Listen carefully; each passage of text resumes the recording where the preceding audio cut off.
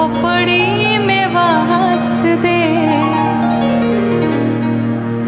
नाता एक राम जी से दूजा नाता तोड़ दे। आशा एक राम जी से दूजी आशा छोड़ दे। धन्यवाद निर्विवाद राम राम कहिए। जाहि विधि राखे राम वाहि विधि रहिए। सीताराम सीताराम सीताराम कहिए। विधि रखे काहे विधि रहिए। सिर्फ यही सूत्र जीवन में अपने उतारना है। जिसके जीवन में राम आ जाएंगे सारे विषयों से मुक्ति मिल जाएगी। क्रोध हमारा शांत हो जाएगा। एक संत भगवान रोज नदी में स्नान करने जाया करते थे।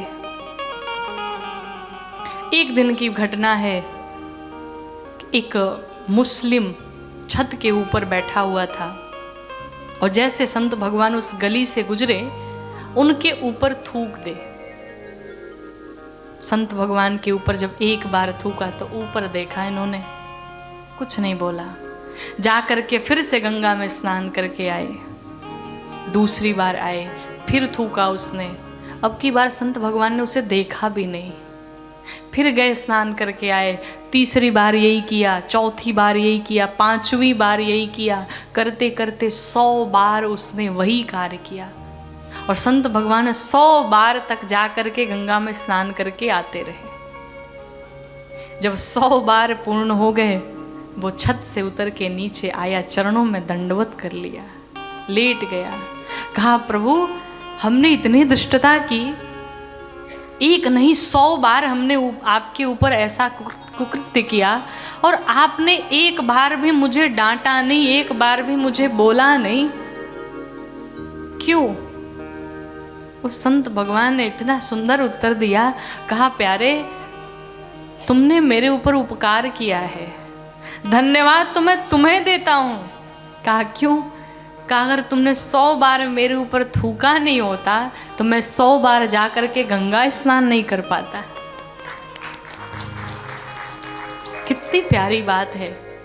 कहा जीवन में मैं एक दिन में एक ही बार गंगा स्नान किया, 2 बार कर लिया होगा, लेकिन ये जीवन में पहली बार हो रहा है कि एक दिन में 100 बार गंगा स्नान कर लिया। वो तुम्हारे प्रभाव से, तुम्हारे व्यवहार से।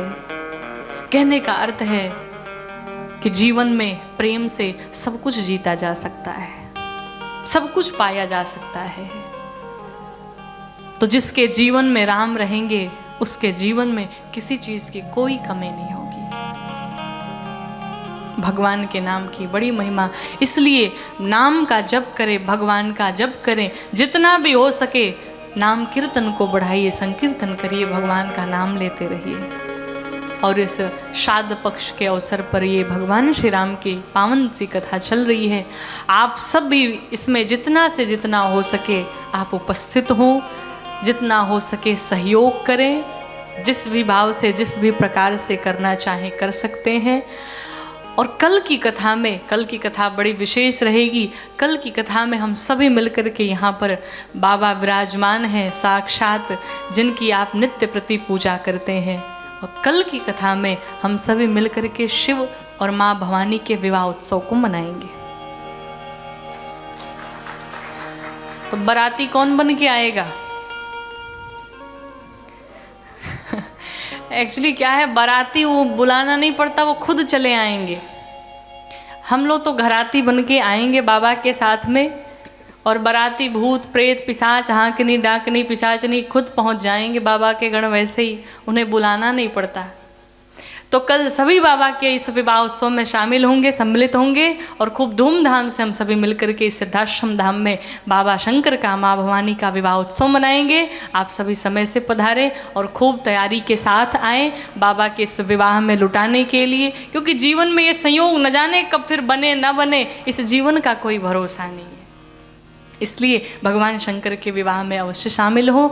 और आइए आज की इस कथा को हम विश्राम देते हैं। 2 बार प्रेम से है नाम संकीर्तन कि हरे रामा रामा राम सीता राम राम राम, हरे रामा रामा राम सीता राम राम राम, हरे रामा रामा राम सीता राम राम राम, हरे रामा रामा राम सीता राम राम राम, हरे रामा रामा राम सीता राम राम राम, हरे रामा रामा राम सीता राम राम राम, हरे रामा हरे रामा हरे रामा रामा राम सीता राम राम राम, हरे रामा रामा राम सीता राम राम राम, हरे रामा रामा राम सीता राम राम राम, हरे रामा रामा राम सीता राम राम राम, सीता राम राम राम, सीता राम राम राम, सीता राम